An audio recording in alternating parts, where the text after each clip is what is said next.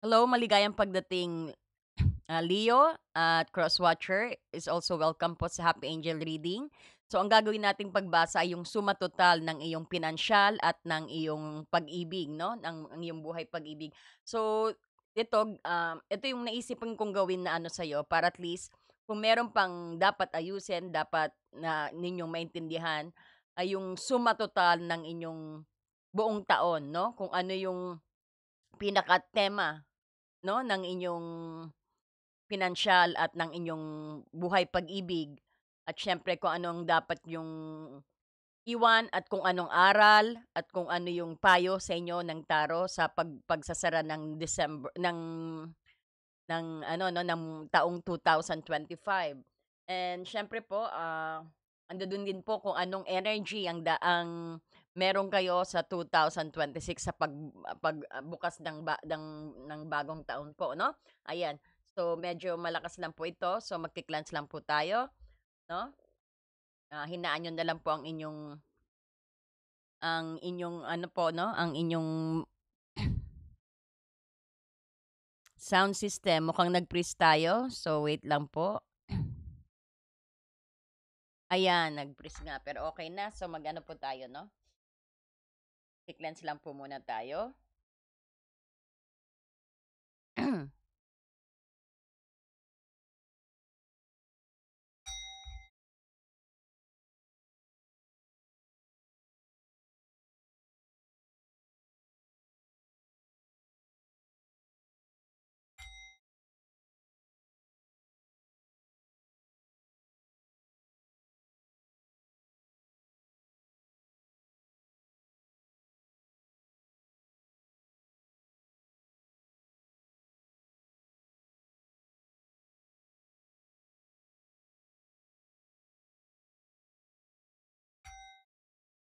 Ayan.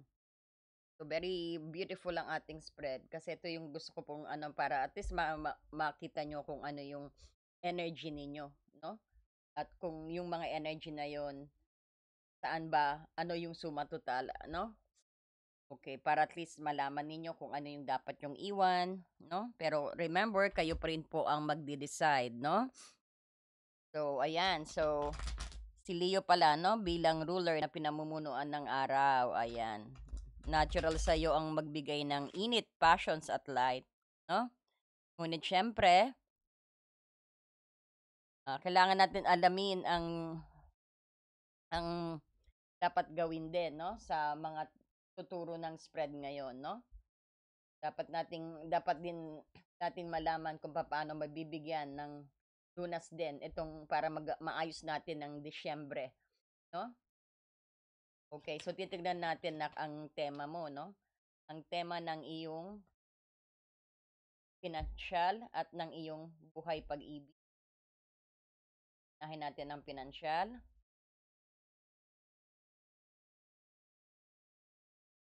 Okay. Ano po ang tema? Ayan, tumatalon. Wow, Seven of Cups, medyo overwhelming ang energy. Ang pinakasuma total mo na overwhelmed ka, maraming options kasi, no? Okay. Tell us more naman po ang aral na natutunan ni Leo. Aral na natutunan ni Leo sa kanyang pinansyal. Ang aral na natutunan ni Leo sa kanyang pinansyal. Yan, may 9 swords na. Grabbing na napakabilis. Oh, di ba? Then naman ang iyong dapat iwan. Ang dapat po iwan ni Leo. Ano pong dapat niyang iwan? Transformations. Malalaman mo kung bakit. Na natin ang huling payo ng taro sa'yo, no? Huling payo ng taro. Ayan. Cool, new. Nakita mo, bakit? May transformation sa pinag-ano? Kaya mamaya malalaman natin para na-excite na ako kagad na basahin sa'yo doon, no? At syempre, ang dadalhin na energy sa 2026. Tignan natin. Wow, 9 of Cups. I hope all. Ayan, ang ganda naman ng ano, no? 9 of Cups. And then titignan na rin natin ngayon. Sama-sama na para dire-diretso tayo, no? Sa iyong pag-ibig, no? O sa iyong emotional structure, tignan natin na para po ito kay Leo, po ang kanyang tema sa buong taon, ang kanyang nakaraan na buwan, ano po ang suma total, energy na binigay niya sa taong 2025, Spirit Guide. Wheel of Fortune, my God, ang ganda naman ito. Hope all naman, Leo. Okay, Spirit God, please.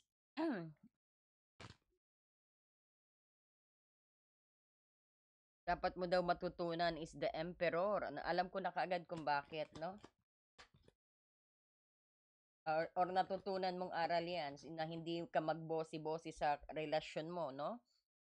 Parang ganon. Natutunan mo daw aral yan. And then tignan naman natin, ang dapat mong iwan, judgment. Transformations, judgment. Meron kang no? Talagang new beginning and ending. No? Tell us more. Ang payo po. Payo.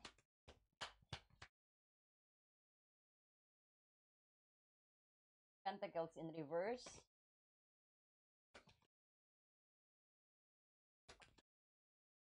Ang dadalhin na energy sa kanyang emotional structure. Dadalhin na energy, kung dadalhin niyang energy sa kanya, dating sa kanyang pag-ibig. The Hangman, ayan, in reverse, which is yung gagawa ka ng actions, no? Kuha tayo ng guidance din sa iyong career at finances. I'm sorry. Malamig po kasi dito, no? Sa prayer camp.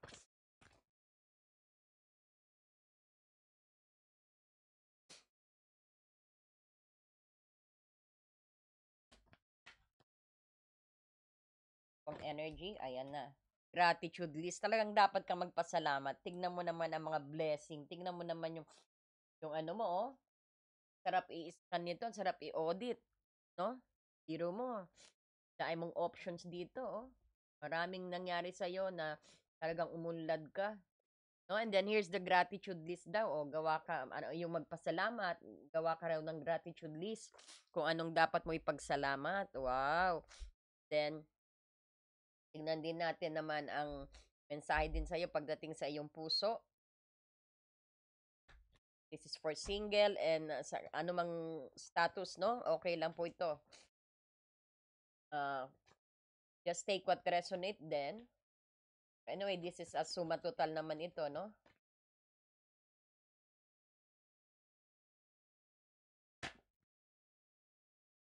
Heart-to-heart conversation. Dalawa man nag-open sa'yo and then trust. Tatlo pa. Tama na, dalawa lang. Nakakarami ka na, Leo.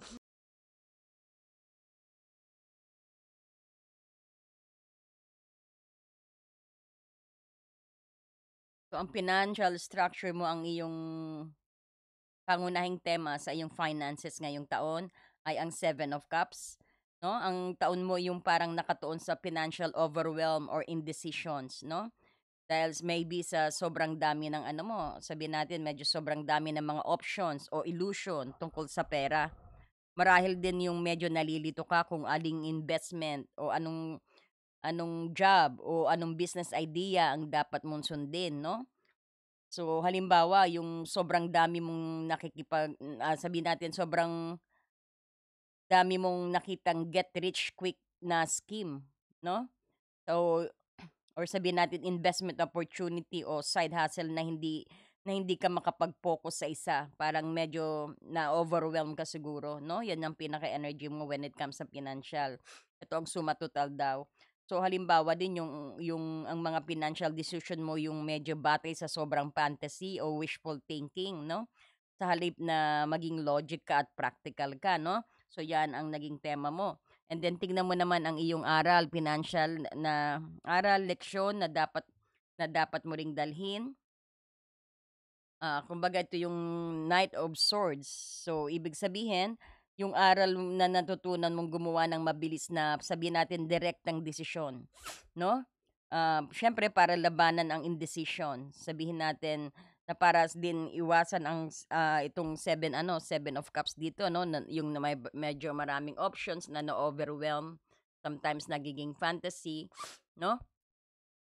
Kumbaga ito yung sabi dito na kumbaga labanan ang indecisions din ng Seven of Cups. Ito ang lalaban 'no, ang iyong aral natutunan. At least, nakita mo na kung ano yung tema mo. So, at least nakakuha ka rin ng lessons diyan at ito nga ang lessons mo, Knight of Swords. So, parang iwasan din ng analysis paralysis 'no. Bawal na sa isang sitwasyon yung natutunan mo yung gumawa ng firm na decision sa isang investment. Sa lalong madaling panahon 'yan para hindi mawala ang opportunity. Kita mo nagmamadali 'no? Natutunan mo 'yan, nak. And then dapat mo ring dalhin ang kakayahan na putulin ang mga financial obligations na hindi viable sa'yo 'no? Especially na yung merong mga emotional attachment 'no? Ayan.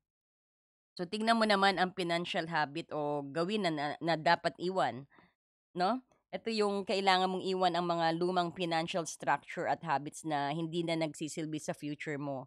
Ibig sabihin palayain mo yung takot sa radical transformation, yung sa pagbabago, huwag kang matakot sa pagbabago. Kumbaga kinakailangan ng pagbabago para ma-clear ang mga illusions. Ito, 'no? Yan ang dapat mo daw iwan, 'no? So halimbawa, ah, iwanan yung matagal ng job o sabihin natin business model na hindi na viable at hindi na gumagana. Ibig sabihin, tanggapin na kailangan mo ng mag-start over, 'no? Palayain na yung matitinding attachment din sa old spending habit din 'to, 'no? Tulad ng credit card, mga utang at gumawa ng bagong healthy na financial life din, 'no? Leo. And then kung makikita mo rito, ang huling payo sa'yo sa Disyembre, ang Fool. Ito yung payo na ibig sabihin mag-take calculated risk ka at simulan ang financial journey ng may faith at optimism din dito. So huwag kang matakot na iwan ang lahat ng confusing option. Huwag kang matakot na naiwan mo 'to. Sabi, ito yung payo sa'yo mismo, 'no? At magsimula uli, 'no? Kumbaga i-invest mo rin ang savings mo sa isang new venture, 'no? Or sabihin natin yung matagal mo ng pinapangarap, 'no? Huwag kang matakot, lahat ng confusing options mo at mag-focus ka muna sa iisa. Kagaya ng 'yan nga parang I could feel na gusto mo mag-invest, gusto mo mag-business, go ahead, 'no? Kumbaga parang this is a sign also na sinasabi rin dito na mag-focus ka lang muna sa isa at i-launch mo itong new venture na nasa isip mo, yung matagal mo ng pinapangarap, 'no? Or kung gusto mong mag-quit diyan sa trabaho mo, ayan makapag-apply ka sa talagang dream na company mong applyan, 'no? So, yung para bang iwanan ang safety net ng full ng ano 'no, ang kung saan ka komportable. 'No, kumbaga it's okay to have new changes daw ang sabi rito 'no. So gumawa ka rin ng ano, sabihin natin, gumawa ka rin ng financial leap 'no. Huwag kang matakot, take the leap of faith din ang sabi rito. Iwan ang safety net ng full-time job para makapag-focus ka rin sa creative project mo. Ayan, nakuha mo yung payo 'no. So kung makikita mo rito, ito ang energy na dadalhin mo sa bagong taon. Which is napakaganda actually, 'no? Dadalhin mo ang energy ng kasiyahan, fulfillment at wish fulfilled. So ito yung ang clarity at ang transformations na magbubunga ng optimum financial outlook sa'yo sa 2026, 'no? So halimbawa, ang simula ng taon mo yung magdadala ng masaganang return mula sa past investment mo o sa isang job na na-e-enjoy mo na. So halimbawa, pang isa is yung ang vibrations mo ay magiging very positive at attractive ka sa wealth, 'no? Magiging financially content ka, sila lalapit sa'yo, 'no? Ayan, tignan mo napakaganda, I hope all, 'no? At kung makikita mo rin dito naman sa iyong pag-ibig,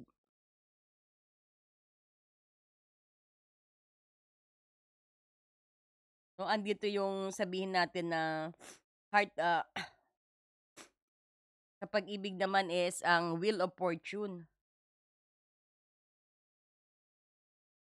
Kapag ang Wheel of Fortune lumabas sa'yo when it comes sa yung pag-ibig, parang ito yung you feel whole, 'no? Parang feeling mo is lahat naitapos mo, lahat sinarado mo rin, 'no? Parang yung taon na parang nakatuon ka sa matinding karmic shift sa faith at pag-ibig.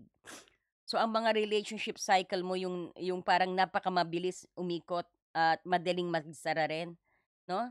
At marami ring unpredictable na pagbabago na naganap, 'no, diyan sa iyo, sa nakaraang buwan mo. So, halimbawa yung ano, yung nagkaroon ka ng biglang breakup o biglang new commitment na nagpapabago sa'yo ng direksyon ng buhay mo, 'no? Halimbawa yung ang relationship mo yung dumaan sa mga major test na naka-define sa future mo na, 'no? So, 'yan yung taon na nakatuon sa matinding karmic shift at faith sa pag-ibig mo. Kumbaga ang mga relationship cycle mo napakabilis, mabilis umikot at maraming unpredictable na pagbabagong naganap, 'no? So, kumbaga napakaganda rin tsaka at least talagang challenge 'no, talagang lahat ng challenge sinagupa mo when it comes sa relationship mo or sabihin natin sa buhay pag-ibig mo, sa mga single din 'no. Kumbaga sabihin natin, ang naranasan mo last time is ito yung karmic shift na tinatawag. Ayan yung sabihin natin divine fate sa pag-ibig 'no, yung mga cycle mo dati at marami ka ring ibig sabihin marami rin nangyari sa'yo although na sabihin natin na you're still single, sa mga single 'no.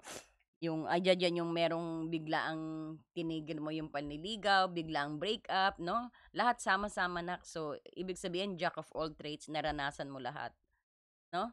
So, very worth ang iyong 2025 kasi naranasan mo rin sabihin natin umiyak, nag-energy ka rin na umiyak, nag-heartbreak ka, naging masaya ka rin. 'No, andiya diyan yung contentment na energy din. So, ang suma total is Wheel of Fortune 'no, naging veteran ka sa lahat. At least worth ang iyong ano, emotional structure, worth yung mga experiences mo ng nakaraan, 'no?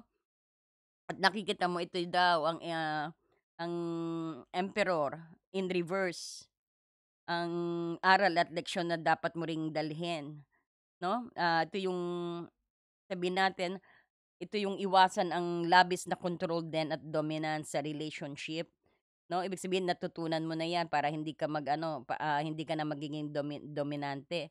Ibig sabihin huwag maging too rigid din sa sabihin natin yung mga authoritarian sa mga mahal sa buhay din 'no.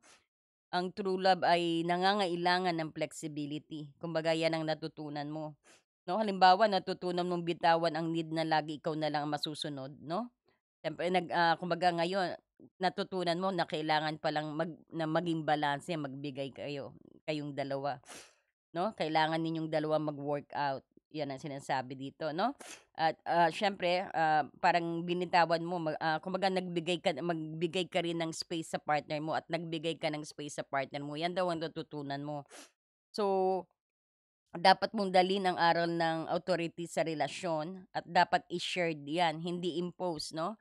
Kailangan kayong dalawa ang kumilos at give and take energy ang sinasabi. 'Yan ang magandang natutunan mo sa relationship mo dito sa mga nakaraang buwan, 'no? And then tignan mo naman ang dapat mong iwan, ito yung emotional burden, yung gawin na dapat iwan, ang judgment mo, 'no? So, kailangan mong iwan ang ano ba 'yan? Pagrehas dito 'no o sabihin natin yung past mistake at pag self-blame o blame sa iba 'no. So, palayain ang need na magbigay ng final verdict din sa relationship 'no.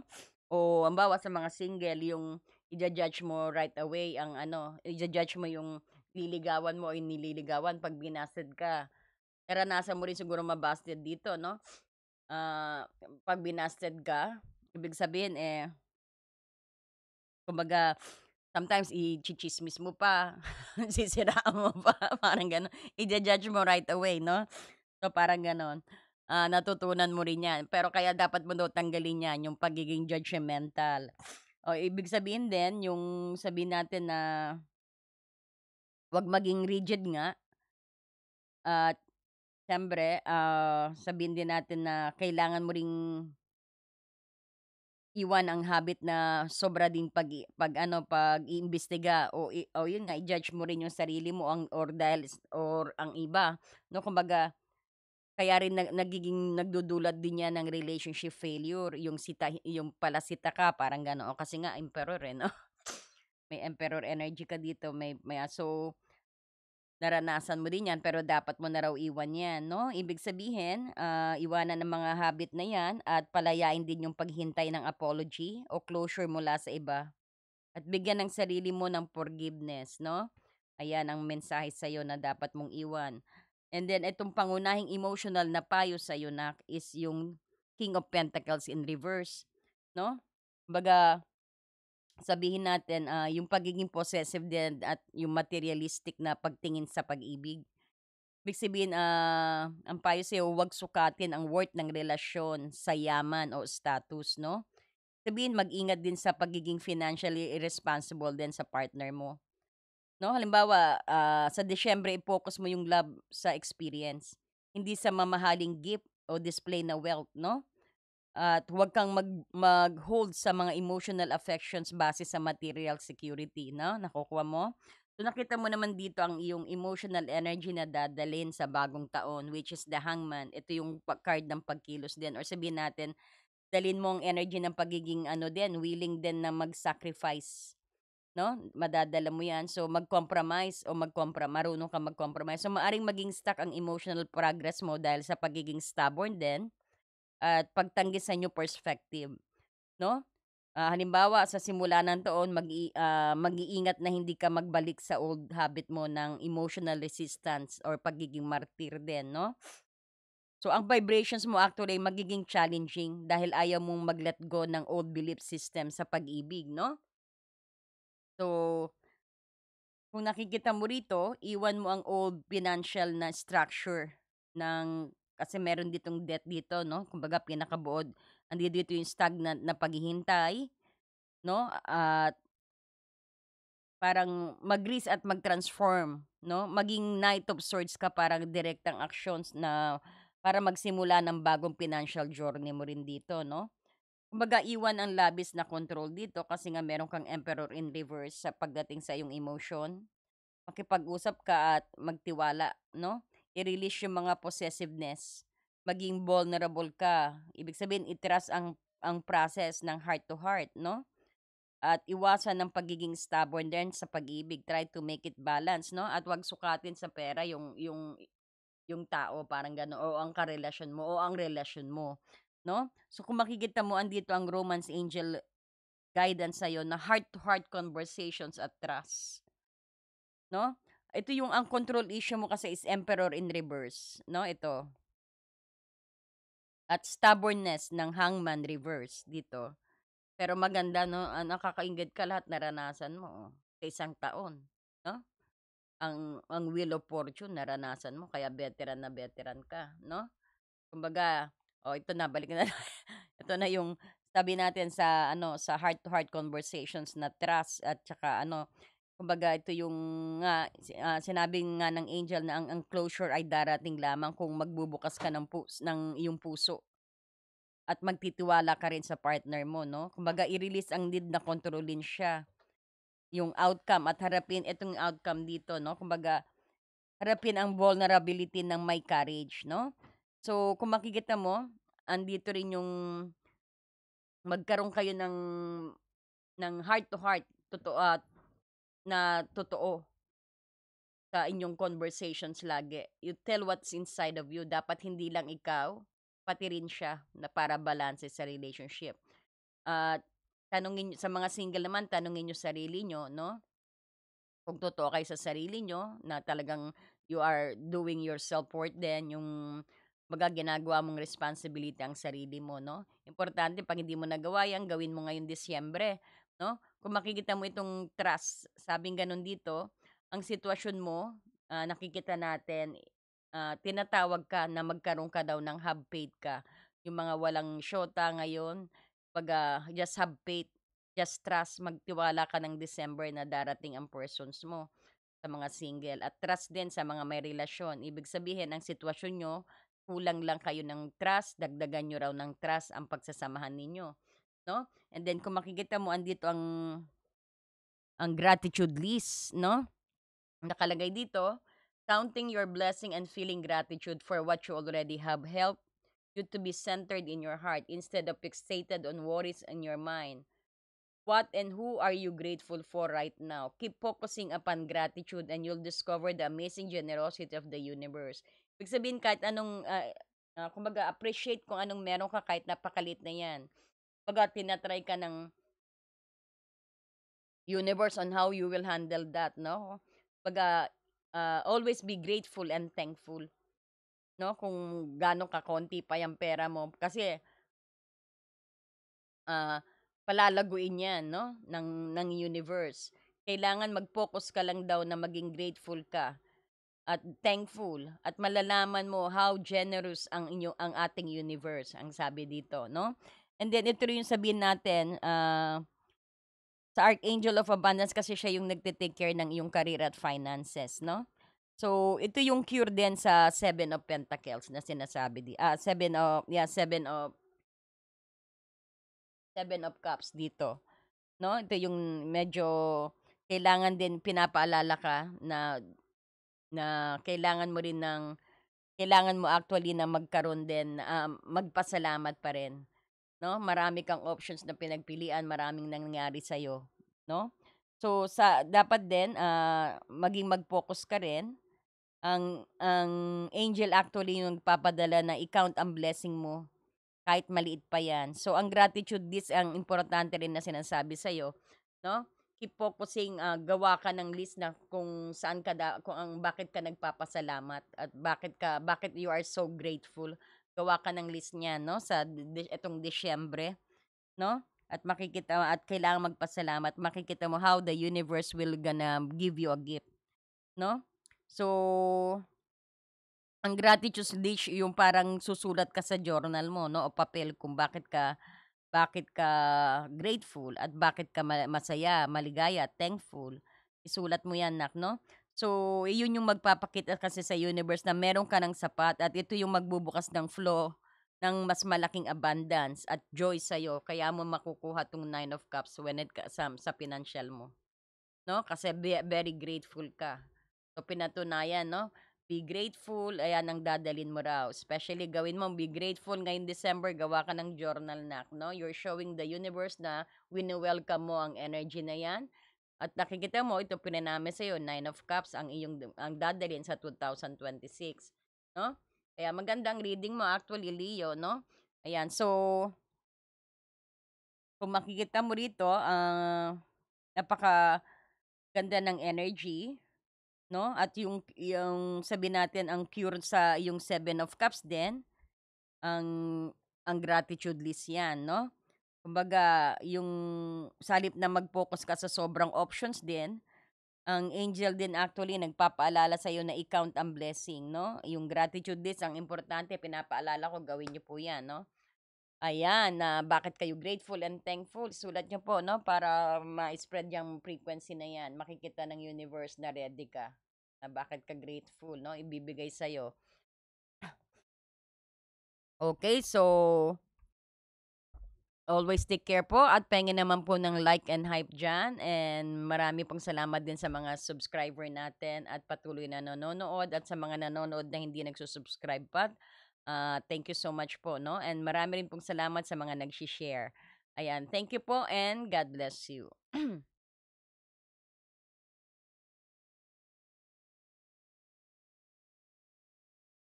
Dear friend, have you ever felt so stuck, hurt, or hopeless that you knew something had to change, but you didn't know how things would work out?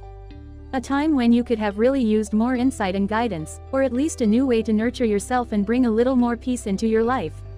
We all struggle with our own issues, self-defeating patterns, and conditioning, all of which color our views of ourselves and the world, whether we're aware of it or not. Add in the chaos of modern life, and it makes sense that you might not know what to do, where to turn, or even what's holding you back. But what if you had a tool that could help you not only relieve stress and anxiety, but also help you focus on self-care and get clear on what blocks your way to living the life you truly want and deserve? In HAR, everything will be revealed to you. In HAR, you will be inspired, enlightened and empowered. Mahal kong kaibigan, Naranasan mo na bang mapagod, nasaktan, o nawalan ng pag-asa na alam mong may kailangang baguhin, ngunit hindi mo alam kung paano mangyayari ang Dear friend, have you ever felt so stuck, hurt, or hopeless that you knew something had to change, but you didn't know how things would work out? A time when you could have really used more insight and guidance, or at least a new way to nurture yourself and bring a little more peace into your life. We all struggle with our own issues, self-defeating patterns,